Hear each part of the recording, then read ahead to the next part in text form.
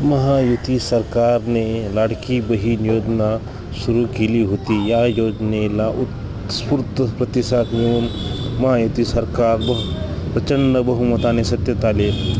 लाडकी बहिणींना महिना 1500 रुपये ठरवण्यात आला. त्यानुसार जी पात्रता ठरवून देण्यात आली होती त्यानुसार लाडक्या बहिणींनी फॉर्मसुद्धा भरले. पण काही लाडक्या बहिणी असे आहेत की ते जी पात्रता ठरवून देण्यात आली होती त्यानुसार ते अपात्र असूनही फॉर्म भरले. अशा अपात्र उमेदवारांची अर्जांची छाननी करून त्यांना अपात्र करण्याचे शासनाने ठरवले असून लवकरात लवकर अर्ज छाननी करण्यास सुरू केली आहे. जेवढे अपात्र उमेदवार असतील ते अपात्र ठरतील अशा उमेदवारांना अर्ज बाद करून त्यांचे पैसे बंद केले जातील. त्यांना यापूर्वी दिलेले जे 6 हप्त्याचे पैसे आहेत ते परत घेतले जाणार नाही. त्यामुळे कोणत्याही लाडक्या बहिणींनी टेन्शन घेऊ नका.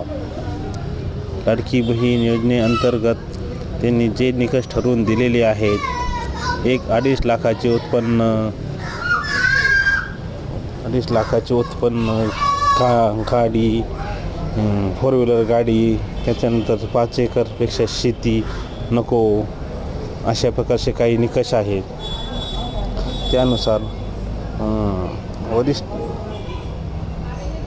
जिल्हा वाईज शासनाने वरिष्ठ अधिकाऱ्यांना हे निर्देश दिले असून त्यांनी जिल्हास्तरीय बैठक समिती नेमून प्रत्येक महिलांच्या अर्जाची छाननी केली जाणार असून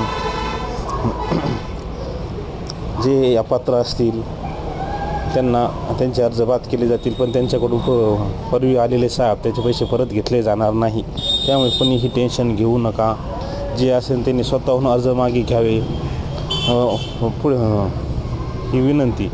परत नवनवीन योजनांची माहितीसाठी पॉप्युलर सरकारी योजना चॅनलला सबस्क्राईब करा, लाईक करा, शेअर करा.